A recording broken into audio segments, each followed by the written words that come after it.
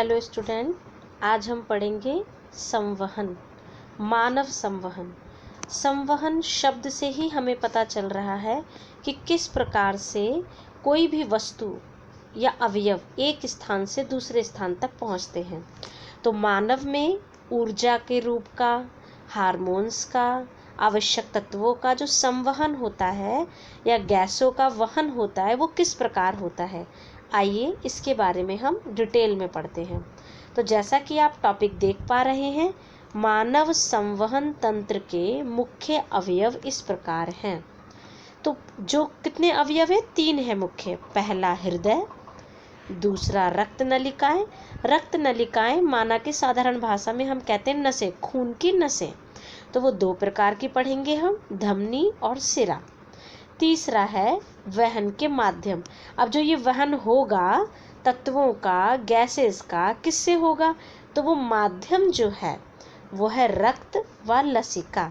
तो सबसे पहले हम पढ़ेंगे रक्त के बारे में। आप देख पा रहे हैं यहाँ पर है रक्त। रक्त के मुख्य 4 अवयव हैं।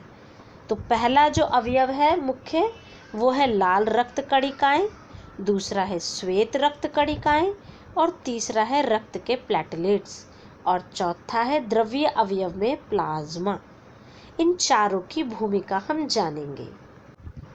तो पहले हम जानेंगे लाल रक्त कणिकाएं। बच्चे, कणिकाओं को कोशिका भी कहते हैं और इंग्लिश में इसका है नाम रेड ब्लड सेल।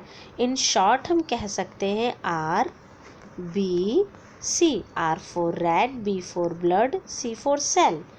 आरबीसी का जो काम होता है वो होता है गैसों का और ऊर्जा के रूप का वहन करना। ऊर्जा किस रूप में वहन होती है? ग्लूकोज। तो जो गैसों का वहन है वो है ऑक्सीजन और कार्बन डाइऑक्साइड। ये लाल रक्त कोशिका का काम है। आवश्यक हार्मोन्स को भी पहुंचाने का काम करता है रक्त। और ये जो लाल है क्यों, ये प्रश्न उठता है कि आरबीसी रेड क्यों है? क्योंकि इसके अंदर हीमोग्लोबिन है। हीमोग्लोबिन वो तत्व है जिसके कारण ये जो कोशिकाएं हैं वो लाल रंग की होती हैं, इसलिए ये इसको लाल रंग प्रदान करता है। हीमोग्लोबिन ऑक्सीजन को भी यूज़फुल करने के लिए अपने अंदर कह सकते हैं एक्सट्रैक्ट करता है। उसके बाद है दूसरा श्वेत रक्त कोशिकाएं। श्वेत माना वाइट, तो शॉर्ट में हम कहेंगे WBC, वाइट ब्लड सेल। इसका काम होता है शरीर को रोगों से मुक्त करना, बीमारियों से बचाकर रखना, सेफ करना, प्रोटेक्शन प्रोवाइड करना।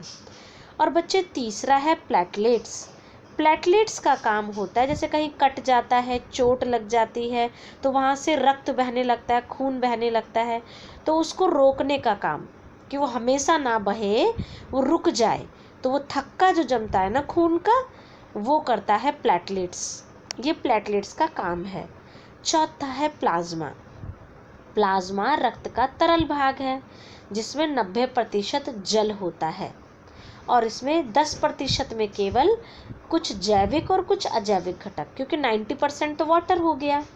जो 10% है उसमें कुछ परसेंट तो कुछ विशेष प्रकार के प्रोटीन होते हैं जैसे एल्ब्यूमिन और ग्लोब्यूलिन, और कुछ अजैविक घटक खनिज तत्व मिनरल्स होते हैं। तो ये मुख्य हमने 1, 2, 3 और ये 4, तो आरबीसी, WBC, प्लेटलेट्स और प्लाज्मा, ये 4 कंपोनेंट मिलकर ब्लड बनाते हैं।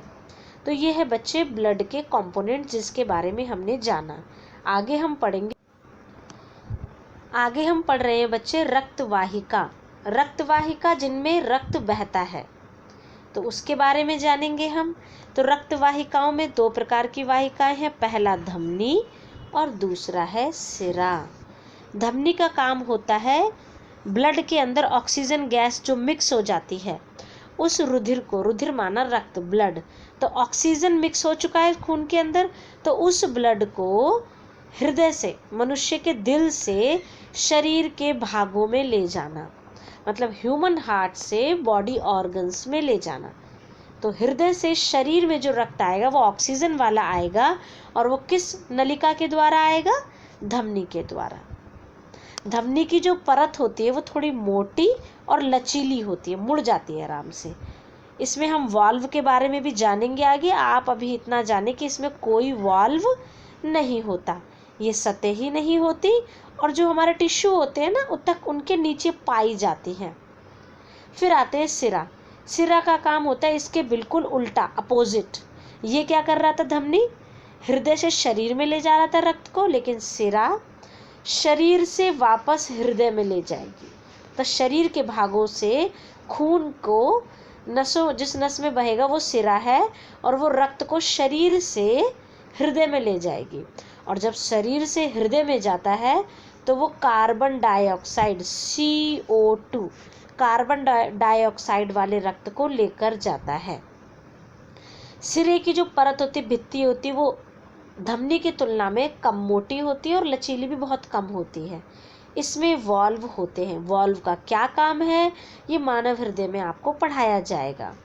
ये सतही होती हैं। तो आज हमने रक्त के बारे में जाना, रक्त वाहिकाओं के बारे में जाना। अगली क्लास में हम मानव हृदय के बारे में जानेंगे। Thank you for watching.